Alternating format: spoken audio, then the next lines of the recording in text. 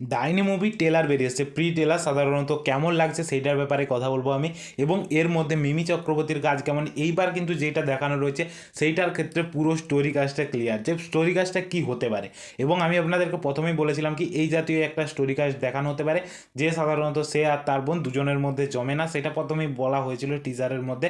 এবং তারপর কিভাবে সে তাকে ছেড়ে চলে যায় এবং তার বোনকে এখানে অপয়া বলে মনে করে এবং তাকেই এখানে ডাইনি বলে মনে করে, এবং মানুষরা কিভাবে তাকে মারছে সাধারণত ঘেরে, সেইটা এসে যখন মিমি চক্রবর্তী দেখে এবং সে তারপর তার বোনকে বাঁচানোর চেষ্টা করবে, সেই জিনিসটাই আপনারা দেখতে পাবেন এর মধ্যে। এবং সেই জিনিসটা খুব ভালোভাবে প্রেজেন্টেশন হতে পারে, যেই জিনিসটা এখন পর্যন্ত দেখে মনে হচ্ছে এই যে সাধারণত সিরিজটা হতে চলেছে সেই সিরিজটা ভালো রকমভাবেই চলবে। এবং এই যে সিরিজটা হতে চলেছে আমি তো অবশ্যই দেখবো, কারণ আমি এটার জন্য খুবই এক্সাইটমেন্ট। কারণ মিমি চক্রবর্তী সাধারণত এই যে সিরিজটা দেখার পরে একটা আধুনিক জিনিস লাগছে, এবং মিমি চক্রবর্তীর অ্যাকশন মুহূর্তগুলো দেখার জন্য, সাধারণত যে স্টোরি কাজটা হতে পারে সেই জিনিসটা দেখার জন্য আমি তো এক্সাইটমেন্ট। এবং এইটা যখন আসবে আমি অবশ্যই আপনাদেরকে রিভিউ দেবো। এবং এইটা যেইভাবে প্রেজেন্ট করেছে সেই জিনিসটাও খুব ভালো লাগছে।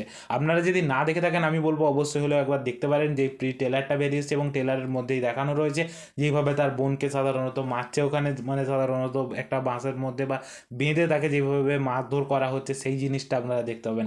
এবং সেই টাইমে যেইভাবে কি মিমি চক্রবর্তী ঢুকছে এবং সে তার বোনকে চিনতে পারছে, যে এবং তার যে ফ্ল্যাশব্যাকটা দেখানো হচ্ছে সেই জিনিসটাও খুবই ভালো লাগছে। মানে সাধারণত টোটালভাবে এটা যেভাবে তৈরি করা হচ্ছে জিনিসটা দেখতে ভালো হবে। আপনাদের কি মনে হয় এটা কেমন চলতে পারে সেটা কমেন্টে বলতে ভুলবেন না। আর যদি আমার ভিডিওটা আপনাদের পছন্দ হয় অবশ্যই একটা লাইক করে দিন, চ্যানেল নতুন হলে সাবস্ক্রাইব করে দিন। আজকের জন্য এতটুকুই, ভিডিওটা দেখার জন্য ধন্যবাদ।